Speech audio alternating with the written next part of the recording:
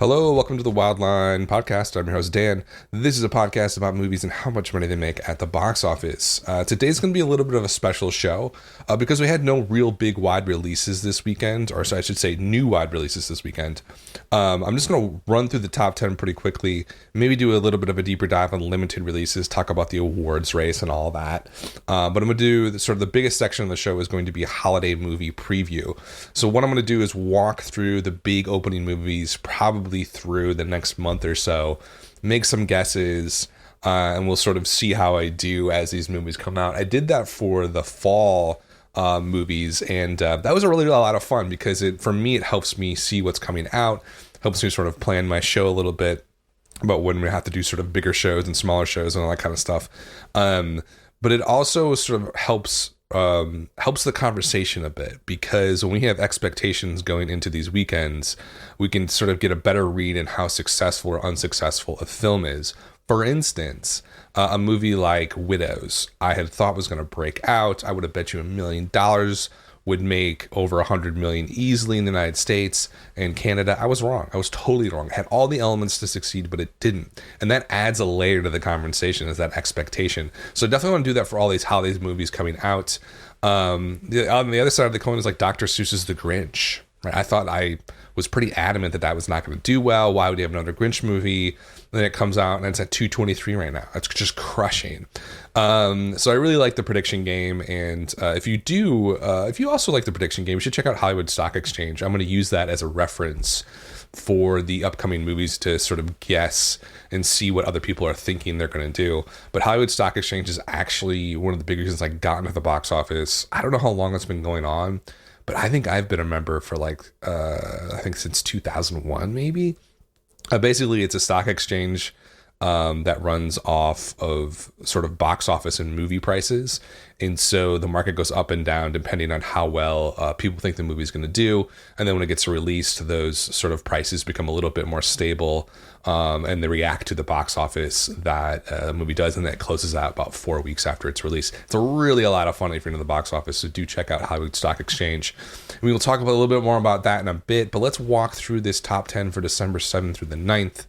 Again, no new wide releases out, so a lot of, or I guess all holdovers. Coming in at number 1 was Ralph Breaks the Internet, 16.1 million. A good haul here in its third weekend. Third week at number 1. Kind of skewed because there weren't any wide releases in the last 2 weeks, but it is what it is. Really good drop this weekend as opposed to last weekend. 37% drop. Last weekend it was 54%. And I talked a lot about the drops in this film, sequelitis, stuff like that. Well, this is a correction, which I thought was going to happen. So 37% drop in its third weekend. Lost about 200 theaters, not that much. Per theater average was $4,200 for Ralph Breaks the Internet. Total haul so far for Ralph is $141 million in its third weekend. This is going to be a good run here, I think, for this film, and it had the perfect release date, and that's really one of the reasons why it's doing so well. And this is released at another time. I just don't see it doing. It would probably do about 80% of what it's doing now, but because it had this wide open runway, it's really hauling in the cash here. So that was number 1. Number 2 is Dr. Seuss's The Grinch. I already talked about this one. 15.1 million, a 15% drop. What is happening? This feels just like Jumanji last year. How is this dropping 15%? There must have been like a marketing or a new release thing going on with this. I don't understand. It's the lowest drop by far in the entire top 10. Maybe like Universal was brilliant by releasing this 5 weekends ago and just letting it sit on the back burner all the way through the holidays. We're getting closer to Christmas. This is just, it's mind-boggling to me. 15% drop, lost about 90 theaters. Per theater average in its 5th weekend is $3,900. Total take for Dr. Seuss is $223 million. What also blows my mind about this is it was not very well received at all. The Rotten Tomatoes score was 57%. Audiences weren't wowed by it. So the fact that it's just doing all this business just goes to show you that sometimes a bad movie, or not even necessarily a terrible movie, but like a middling sort of mediocre film can just rake in the cash. by release date, by branding, by marketing, by the IP involved here. I mean, everybody knows the Grinch. I just didn't feel like anybody was asking for another Grinch movie, but apparently people wanted it. So that's number 2. Number 3 was Creed 2, 10.3 million, 38% drop, good drop. Added some theaters, which is surprising. Per theater average was $2,700. Total take so far for Creed 2 is 100 million, or not 100 million, 96 million, but close to 100 million. That's a good performance, I think, expected. Is it? I gotta check to the last one to see how the first one was doing here at this point. Okay, so yeah, this is gonna easily pass the original without a doubt, even when it's adjusted for inflation. It was only 3 years ago, so inflation wasn't that big. So yeah, this one's definitely gonna pass the first one, which is a big success, I would say. When I was looking at it, I was like, oh, that's pretty good. But then when you compare it to the original, it did cost a little bit more, but it only cost $50 million. So I think MGM is going to be really happy about that performance, and I don't expect it to go away. Like a lot of these films, Ralph, Dr. Seuss, Creed 2, all the way down to the top 10, they're all going to play pretty strong through the end of the year. But we'll talk about what's going to happen in the next few weeks. A lot of them might get kicked out of the multiplex for other bigger films coming along. But I think Creed 2 is going to play okay. Okay, so because there's not a lot of other adult dramas coming out that can compete with it. So I think it's going to have that sort of on lockdown for a bit. Number 4 is Fantastic Beasts 2, 6.8 million, a more respectable 40% drop. Starting to lose a lot of theaters, lost 400 theaters. Per theater average has dipped below the 2,000 mark, sitting at 1972. On its fourth weekend, it has taken in 145. This a lower drop, but this doesn't really change the prognosis for this film. It's kind of a flop. And I don't think we're going to see a Fantastic Beasts 3. I think Warner Brothers is going to go about the drawing board and trying to think of a different way to approach the Harry Potter series, because this approach just didn't work. I think they really squeaked by with the first one, and they sort of are going to lose a little bit of money on the second one. Number 5 was Bohemian Rhapsody, 6 million, 25% drop.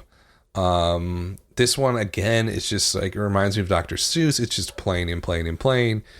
Also to note, not really well received by critics. And so audiences are just showing up for this. And it's not just in the US, it's especially overseas, like the UK and Australia, doing very well over there. So total take so far for Bohemian Rhapsody is 173 in its 6th weekend. I mean, talk about, I thought this was going to do well. Then the critics came out. And I was like, oh, it's going to crash and burn. And now it's far exceeding my most optimistic projections for this film. So a really big surprise this fall. Number 6, Instant Family, 5.6 million. This is another bizarre one. 22% drop, added 50 theaters. Per theater average is 1,600. It's sitting at $54 million in its 4th weekend. This looked DOA on its opening weekend. And now it is just sort of slowly but surely making some okay cash for Paramount. Again, I can't really explain it. I think a lot of it has to do with the holiday season. But like, come on, like, I guess there's no new wide release openers. Maybe that has something to do with it. But when I say holiday season, it's not really the holiday season yet, right? Like, everybody's still at work. Everybody's still at school. I mean, maybe colleges are getting off right now, but like, that doesn't really explain why this is dropping so low. What probably happened is that it could be really good word of mouth. I think the Rotten Tomatoes score was in the 80s. So it could be a pretty good movie, and that word of mouth is spreading. Or it was a movie that nobody just rushed out to see. They wanted to see it, and they waited to the 2nd, 3rd, now 4th weekend to see it. That's also a possibility, but pretty surprising for that, for the movie Instant Family. Number 7 was Green Book, one we've been watching pretty closely from Universal. A lot of Oscar buzz here. Got some Golden Globe nominations this week. 3.9 million for the weekend, plus 1% or 0.1%. So this one's interesting. Added 100 theaters, so that's why it was up a bit. But it didn't really drop at all from the last weekend. I gotta take a look at the per theater average last weekend just to make sure I'm not misreading this. Yeah, so last weekend it had a $3,700 per theater average. Now it's at $3,300. And now that is very, very rare. And so this has the potential of being that Hidden Figures type run, where it's not going to go away for like a month or two, and the drops are going to be in 20%, 19%. Here it was even from last week, and you will never see that. So that's very good for Green Book, sitting at $20 million, A+ cinema score. Let's not forget that, just like Hidden Figures. So I do think this is, last week I was like, where is this going to go? This feels like it's going to make a run. It doesn't feel like it's necessarily going to disappear anytime soon. It has that vibe to it right now. I think the word of mouth behind this is ecstatic. And if I was Universal, I would just keep pushing out to another 100 theaters each week, or lose 100 and add 100, keep it around 1,200, 1,500 theaters. And those Golden Globe nominations are going to help. And then the Oscar nominations are coming up in about a month. So if they can make it to that sort of moment in time, then they're going to hit another wave of business. So very good performance from Green Book. One of the better sort of Oscar films performance-wise out there right now. Number 8 was Robin Hood, 3.5 million, 25% drop. It's a good drop. Losing theaters now. Per theater average is 1,400. Total take so far for Robin Hood in its third weekend is $27 million. One of the biggest flops of the year. Just really poor product conception. No one asked for another Robin Hood movie. This one looks like it was done in such a weird way. Just wrong notes all the way through, and that's why it flopped. Number 9, The Possession of Hannah Grace, 3.1 million, 50% drop, which is not terrible for a horror film in its second weekend. Total take so far for Possession of Hannah Grace is 11.5 million. This is Sony Screen Gems, so they're very much a genre filmmaker. Production budget was only 9.5 million. They're going to make money on this, but despite the fact that it's not making, $30 million in the United States, they're going to make money. They have this sort of, the horror business has always had this model where shoot something for under 10, under 20, and you'll find a way to make a profit through marketing. And that's what Sony Screen Gems has done here with Possession of Hannah Grace. Number 10 was the aforementioned Widows, 3.1 million, 30% drop, pretty good. Per theater average is $1,435. In its fourth weekend, it has taken in $38 million. Definitely not breaking the $100 million mark that I thought it would. So that's the top 10. I want to do a quick run through before we dive into the holiday movie preview and talk about what's coming out. Just let's briefly talk about, I don't really have time to talk about Golden Globes. I wanted to. Maybe we'll focus. Maybe we'll do like an awards preview show in a couple of weeks. There's just a lot of information coming out right now about these smaller movies. But let's just really quickly run through how some of them are doing right now. A Star Is Born is a huge hit, just about to break $200 million. The awards buzz for this is just very, very high. Bradley Cooper got nominated for Best Director, which is insane. The Golden Globes. So this one is going to play strong all the way through the Oscar season. I expect it to have some big wins. Maybe he wins Best Director, probably not. But the financial performance of this film has really helped its award contention. If this had made $30 million domestically, we would not be hearing any awards nominations for that. That's just the reality situation. The Favorite also expanded a little bit. So remember, it started out in New York, Los Angeles, typical specialty platform release. It did very, very well. Highest per screen average of the year, I believe, during that initial release. Looking at just shy of 100 theaters right now. Per theater average is 15,000, which is good. I just don't see how it's going to break out of the big cities. Like these 91 theaters, New York, Chicago, Los Angeles, Houston, Miami, maybe like Phoenix or something like that.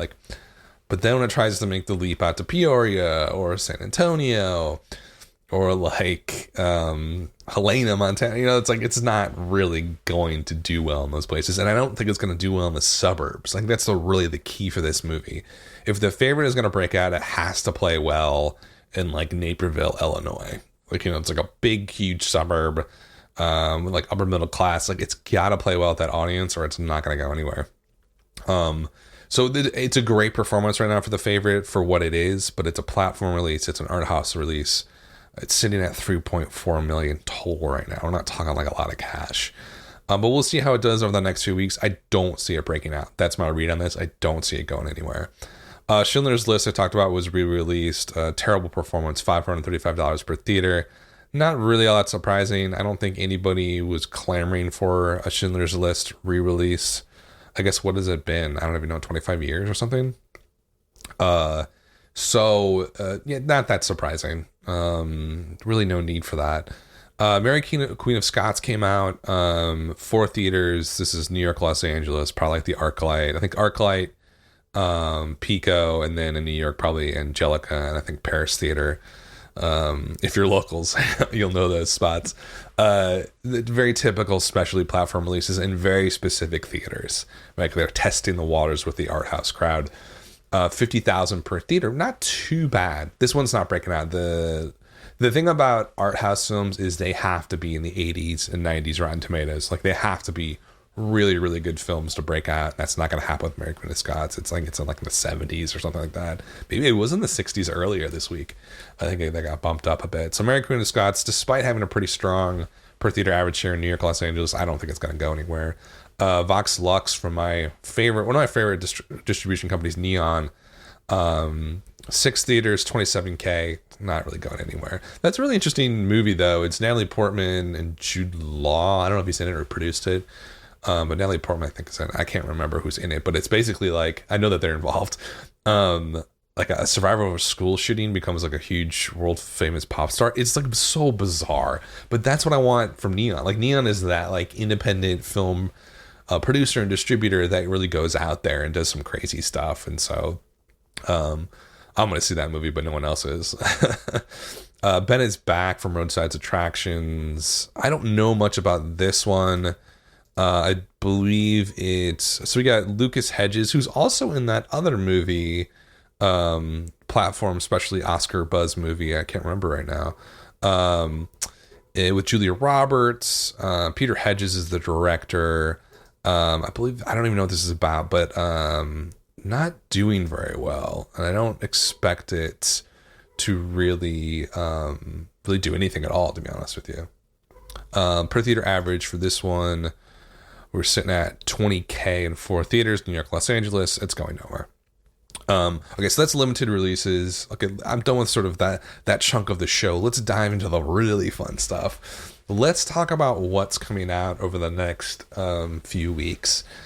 Because we are in the holiday movie season. It is a bizarre and fun ride at the box office because the rules, the floor becomes the ceiling. Everything just sort of switches. Multipliers don't make any sense. Movies don't drop in their second weekend, they go up. It's just like a really interesting time period to follow the box office. So let's talk about what's coming out over the next few weeks and see what the consensus is right now. What consensus to me is Hollywood Stock Exchange. Right, it's an open market. All the nerds play it. It's not like super accurate, but it gives you a good read on what people are thinking about how well these films are going to do. And so the first one coming up is, it's December 9th today. December 14th is, just around the corner. So let's talk about these 3 wide releases that are coming out on the 14th. Spider-Man Into the Spider-Verse. This is a movie that I just do not understand. It's a computer animated superhero film based on the Marvel Comics character Spider-Man, blah, blah, blah. Produced by Columbia Pictures, Sony Pictures. I'm sort of learning about these movies as I'm talking about them, so it might be a little bit crazy. I heard about this movie like 7-8 months ago. I was like, why would you do this? Are they just trying to cash in the Spider-Man branding? It cost $90 million to make. What is this? I don't even know how to project this at all, to be honest with you. And, I do wonder, it's a 99% Rotten Tomatoes, 99%. That's 83 reviews. So apparently it's fantastic. But what's the comp for this? What's the comp for a Spider-Man animated movie coming out right in the middle of the holiday season? No clue. So we turned to Hollywood Stock Exchange. It's currently listed at 117.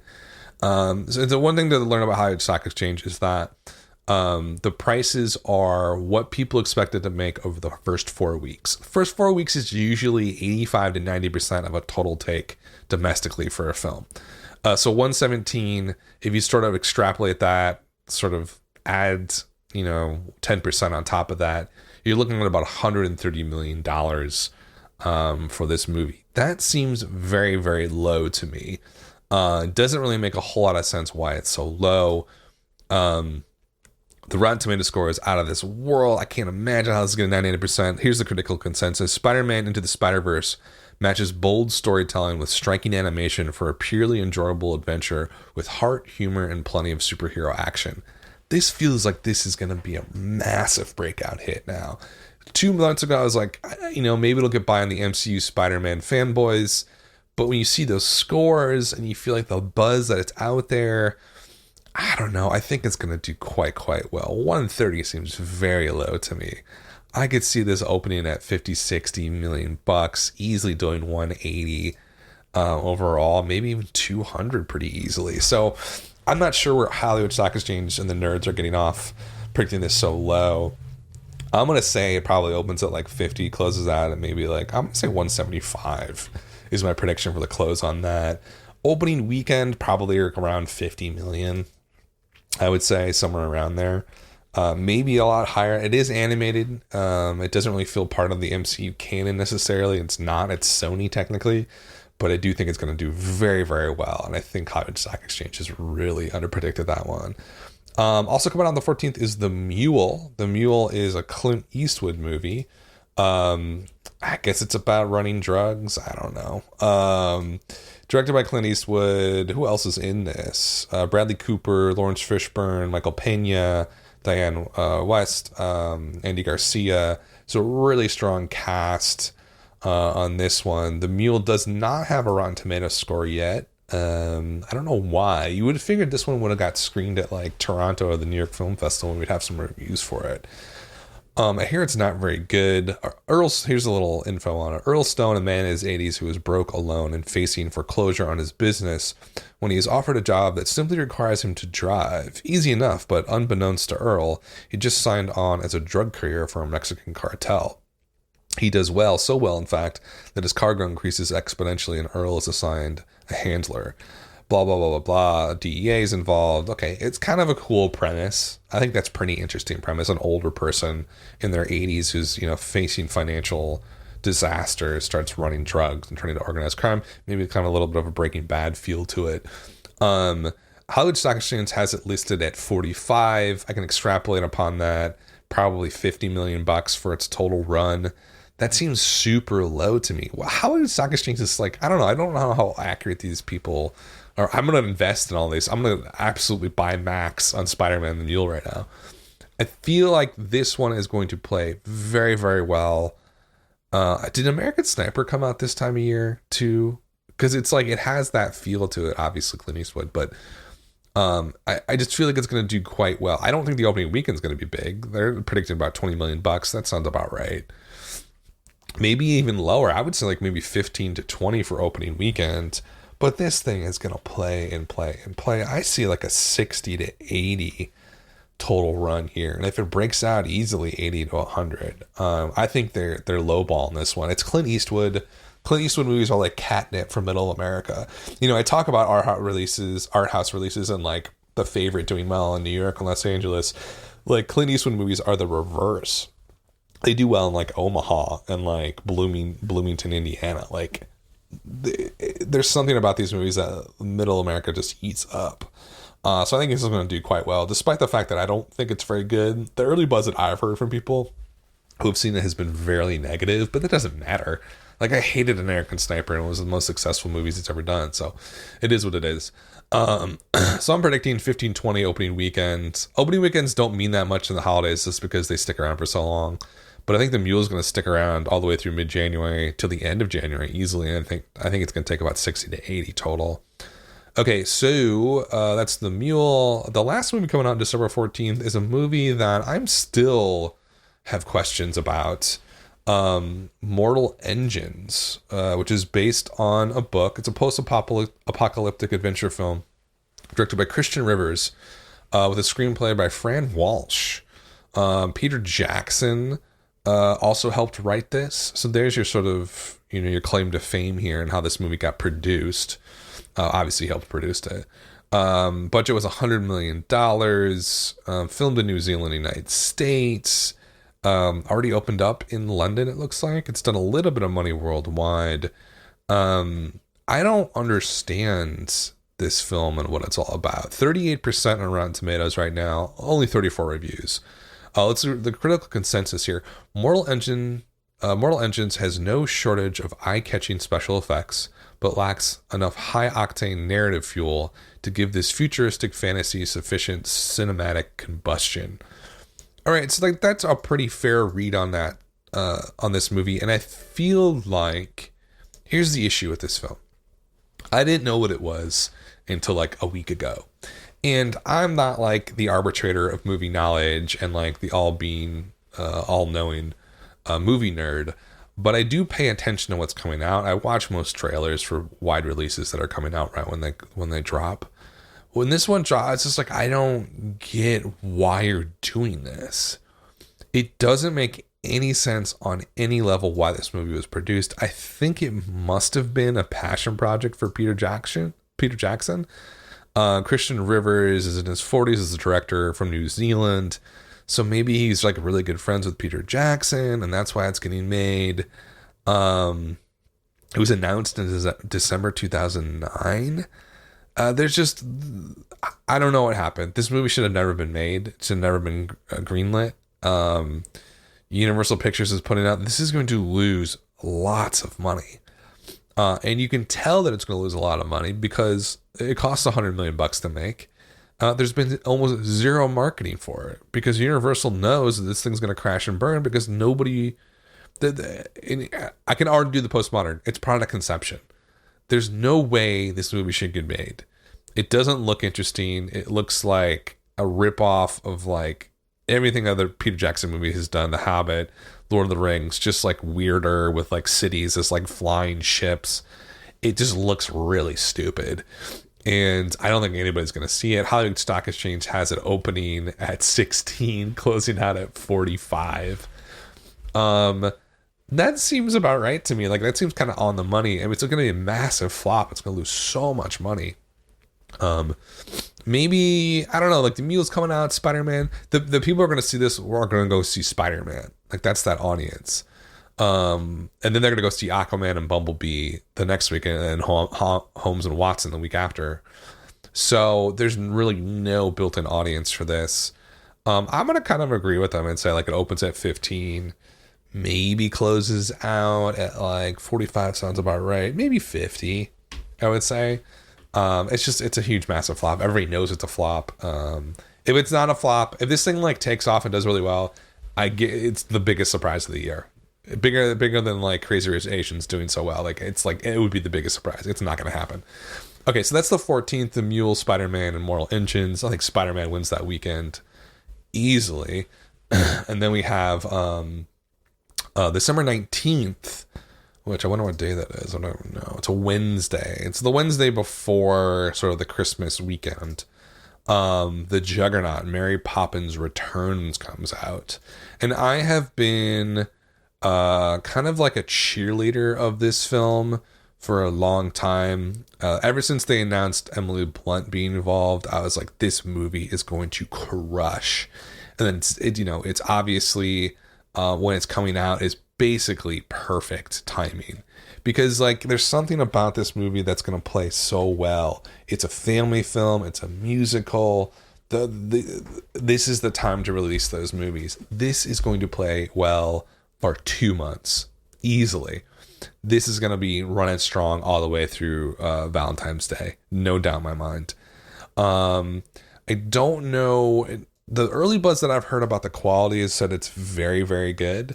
But I don't think there is, I'm trying to look it up now, there's nothing on the tomato meter now on Rotten Tomatoes from critics, so it has not really been screened for critics as of yet. Oh, there's an embargo on it.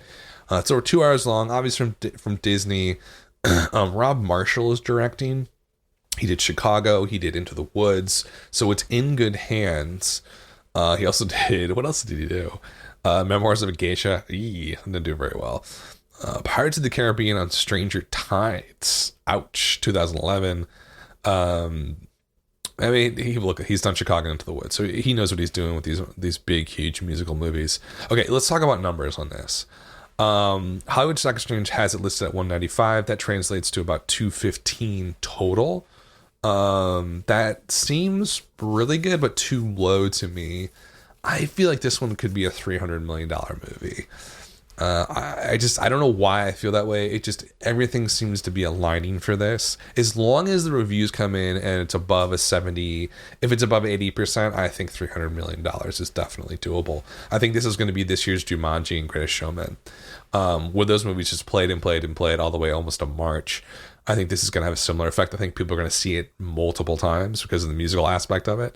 I don't think it's going to open or pop off massively just because of the nature of the timing of the release. It's a Wednesday.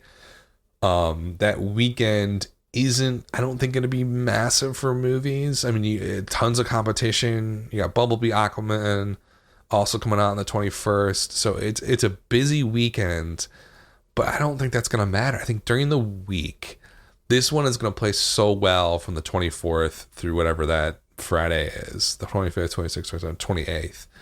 That Christmas week, this movie is going to have like, not Force Awakens numbers, but something like, for a musical, it's going to have Force Awakens type numbers, I think.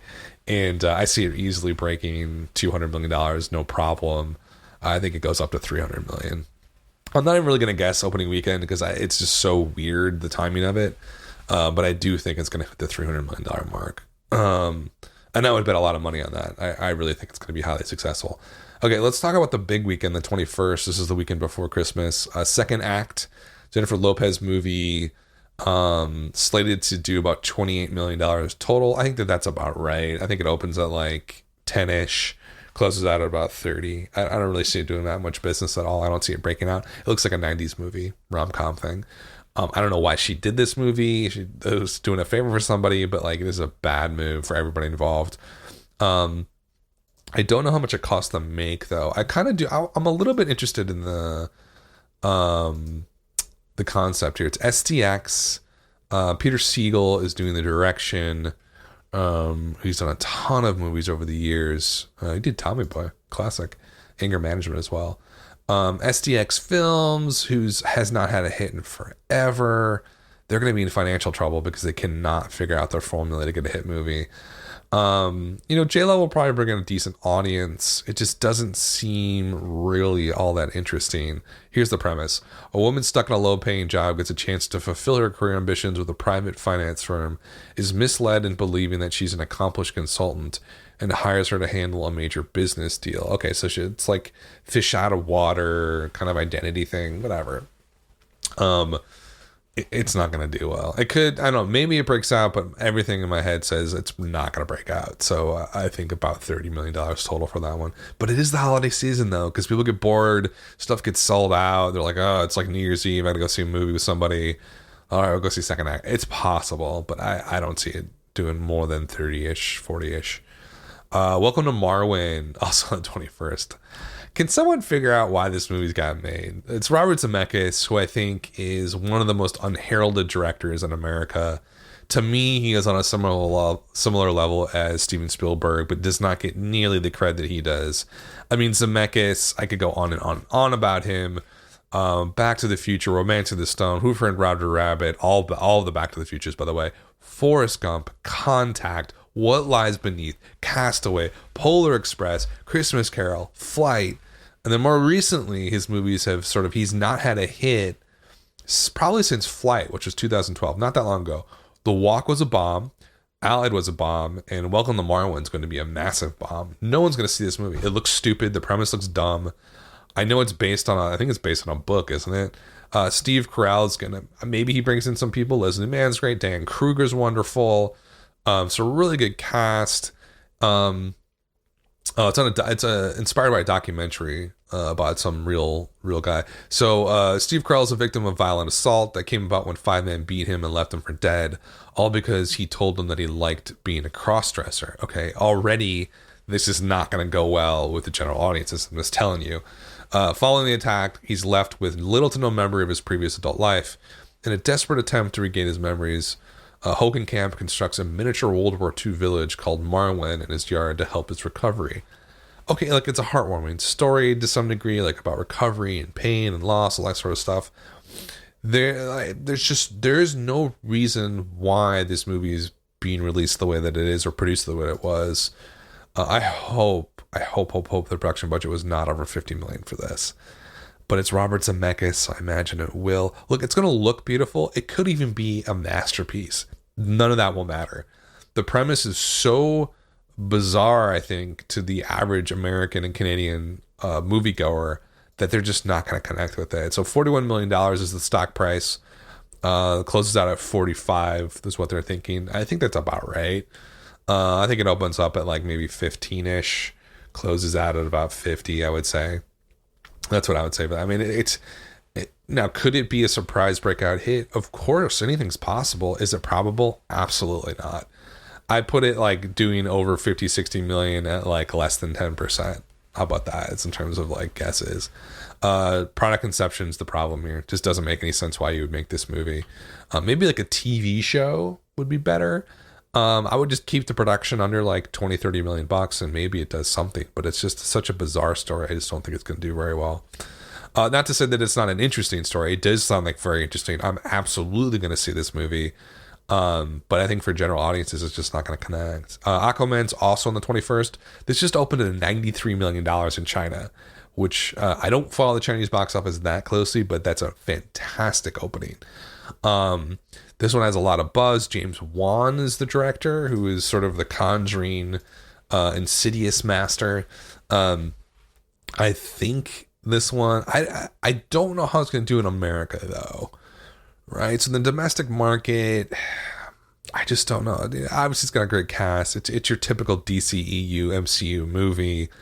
The trailers looked sort of interesting. The price right now on Hollywood Stock Exchange is 204, translates about 225 closing out. That seems about right to me. They have it opening around 80. This one's going to pop off on opening. The rest of these movies aren't going to do that because it's holidays. This one is, just because that fanboy audience is going to rush out to see it. I have my doubts on this one a little bit, but 83 sounds about right. 224 based on 83 openings really good. Well, actually, no, I did my math wrong. That'd be like more like 240 would be really good domestically for this. God, I don't know. I have no idea. I'm going to say it's going to open at like 75. And I don't think the multiplier is going to be brilliant here. So maybe like a 2.6, 2.5. I'm going to say it's going to do just about 200 million bucks. No, of course I'm going to end up with egg on my face for this one just because it's a comic book movie and I always underestimate comic book movies because I don't get them all the time. But I think 75, 200 would be a good run for this. It could go way higher than this. Remember like my prediction where like Black Panther was like, oh, it'll open at like $60 million. Idiot. Okay, so that's Aquaman. Bumblebee, which is a Transformer universe movie. What's her name? Haley Steinfeld, I believe, is the lead in this one. I don't know what this is gonna do either. Or Steinfeld. John Cena. Travis Knight is the director. Do people care about the Transformer universe? Maybe they do. I don't know. This guy's did Kubo and the Two Strings, which is apparently a very good movie. Box Trolls, Paranorman, Caroline, Moon Girl. So it's a pretty interesting directorial career. In terms of what critics are thinking, I've heard some rumors that this is at 100 on Rotten Tomatoes. I have to confirm that. It is at 114 ratings. Come on. This is such bullshit. I hate the media. I don't hate the media. I hate the people involved in like film Twitter and like and sometimes major news organizations that like you're being used as a tool by a corporation. You're being used as a tool and a mouthpiece to sell a product. Like, don't think that this is 100% on accident. This is 14 people who were told to release the review to make it 100%. It's not. People think it's like, oh, it's your conspiracy. No, this is called business. It's called marketing 101 and PR. Just the shit it's so annoying. So I'm sure that I'll drop down probably into the 80s, maybe 70s. How well is this thing going to do? Hollywood Stock Exchange has 125, 137 to close out. $51 million for the opening weekend. It's a tough opening weekend. And you got Aquaman. That's going to take a ton of his business. I don't know. I think maybe 50 sounds about right. I'm gonna argue and say 45. I do think it's better than your average sort of Transformer-esque movie. So I think the 137 makes sense to close out at. It's the holidays though, high multipliers. I just don't see that there's a huge audience for this. So I'm gonna agree with Alex Sock and Shake and say 135 to close out for Bumblebee. I just don't. Again, it could be a great movie. Maybe it ends up in the 90s around Tomatoes. I highly doubt it. I do think that from a product conception, again, angle, the marketing has been really good. Trailers were really good. I just don't think anybody's really looking for a movie like this right now. The last Transformers movies I don't think it lost money, but it was a huge bust compared to the rest of the series. The series is winding down. It's probably one of the reasons why they're pushing this movie, sort of an alternative take on the Transformers universe. But I don't know. I don't know how this is going to play. I don't think it's going to play very well. But 135 would not be a bad run for this movie. Is their production budget? Budget's 102, so that's pretty high. This feels like a break-even sort of territory. It's more of an attempt to sort of change the direction of the Transformers cinematic universe. Is what they're trying to do. And I think it might be mildly successful. It could feel almost like, and someone mentioned this, like a Batman Begins, where it's like it doesn't like do amazing business, but it lays the groundwork for a bigger, bolder change coming down the line in that narrative universe. We got The Dark Knight after, because Batman Begins did so well with critics and did pretty well financially. It could be sort of that sort of setup here. I'm not saying it's going to lead to the Dark Knight of Transformers, but I think that's the theory in the studio's head. Okay, so that's Bumblebee. Vice is coming out on Christmas.